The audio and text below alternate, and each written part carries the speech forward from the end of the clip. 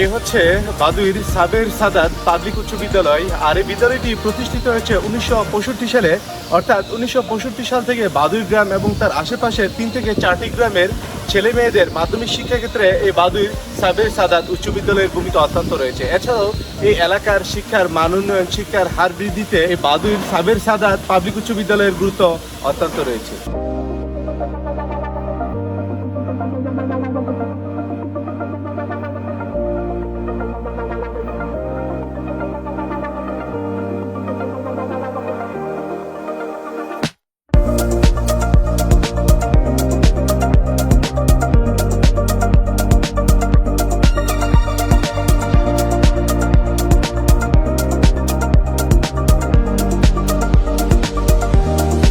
বাদুইর সাবের Saadat public উচ্চ বিদ্যালয়ের ঠিক সামনেই কিন্তু বাদুইর ফুটবল খেলার মাঠ, এবং এই মাঠেই কিন্তু কিছুদিন আগে বিশাল একটি ফুটবল টুর্নামেন্ট হয়ে গিয়েছে এবং এই মাঠে কিন্তু খেলাটি হয়েছে।